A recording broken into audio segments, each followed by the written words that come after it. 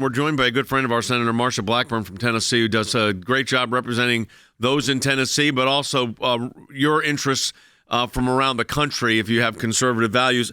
Senator, the first thing we've been talking a lot about the Hunter Biden situation, the weaponization of the federal government, these federal agencies, and the two-tiered system of justice. I wanted to get your sense on the two-tiered system of justice first. What's your perspective on this? You're on Capitol Hill. You're in the United States Senate. You serve on important committees. The judge yesterday in the hearing on the acceptance of the plea, which are normally fairly routine, said there's no precedent for this kind of plea agreement. We've never had this before. She asked the U.S. attorney, is there any precedent you have for this? And he said, no, we've never done it. We've shaped this to the facts and circumstances of this unique case. What's your sense of this? First of all, I'm grateful that we had a judge who believes in the Constitution and the rule of law and asked that question, what is the precedent? And then when found out there was none, said, what is this immunity and what is the shielding, and saw the broadness of this and moved through a series of conversations and recesses and then decided that the plea deal would not be accepted and that Hunter Biden ended up then entering his plea. And we're going to see where it takes us from here. You know, what's interesting about that as a lawyer that's done a lot of these cases, I've done a lot of these kind of high-profile cases, and you've got plea agreements are part of it, was that this judge said, you're asking me to do something I think may actually be unconstitutional, that I don't have the constitutional authority to do what you're asking me to do here by this broad grant of immunity. And then the question becomes, you got the U.S. Attorney, Leo Weiss, that's going to be called before some House committees. And he's going to say, look, I got an ongoing investigation here. I'll come up and testify, but there's going to be very little I can say about this. But it is a unique situation. And then on top of that, you've got, Senator, the weaponization of these agencies. The FISA court just last week, late on Friday, comes out and says, hey, look, and this goes right to where you sit. You were gathering information about a sitting U.S. senator. You violated all the internal review and rules to do that kind of investigation. Foreign intelligence is supposed to be against foreign agents, and you were doing this against a U.S. senator, sitting U.S. senator, a state court judge, and a state legislator. So, we don't know who that state senator is yet, and, but, Senator, that's got to hit awful close to home since you are one. And what people want to know is, how is it that we've gotten so far down this road on two tiers of justice? That you have Maine Justice, DOJ, you have FBI, you have different agencies that are involved that think this is okay.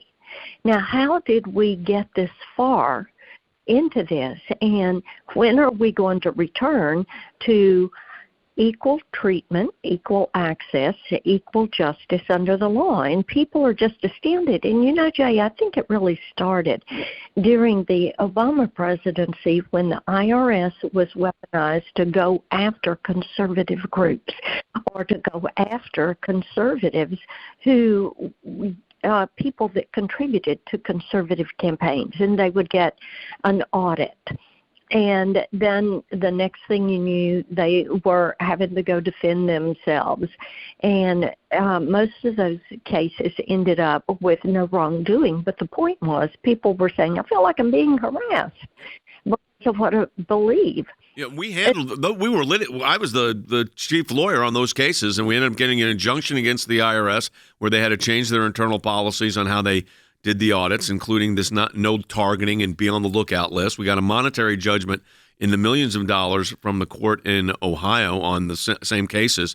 What was fascinating about this was, as soon as the Biden administration was in, though, they went right back to the old practice. And we had a friend of ours filed a lawsuit. We filed a Freedom of Information Act request, and the matter was resolved. But I will tell you that they went right back to their old habits quickly. I do want to say this. In the next segment of the broadcast, we're taking your calls at 800-684-3110. But, Senator, you have been concerned for a long time about online safety, especially for kids.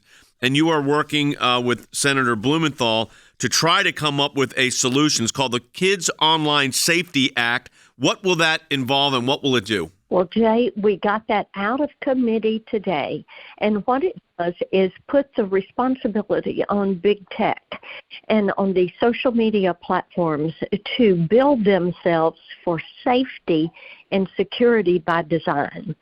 And that needs to be item number one on their list. It will force them to stop using our children as their product, from data mining them, selling that data. It will cause them to have to scrub their sites and take off videos and information about self-harm, suicide, or putting kids in touch with drug dealers or pedophiles.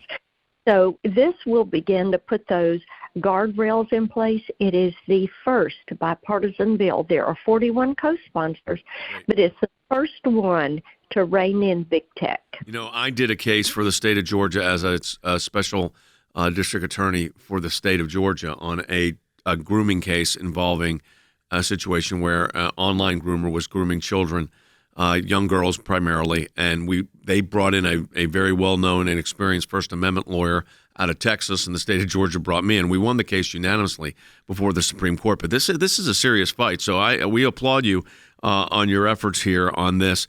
Last question. We're expecting an indictment. I know you got to run another indictment against President Trump. What's your sense of what's going on here? Boy, it sure looks like to me, as the lawyer that represented this guy for 5 years, that they are just targeting him nonstop because he is the leading Republican for the next presidential cycle.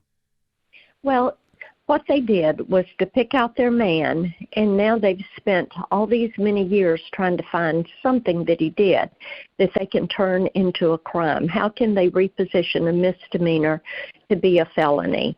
How can they find some little tidbit of a word or a phrase or something that they can use to say this was something that led to a crime? Well, I think you're right. We appreciate it, Senator. Thanks for being with us. I know you got a busy day. Thanks for representing all of us as well.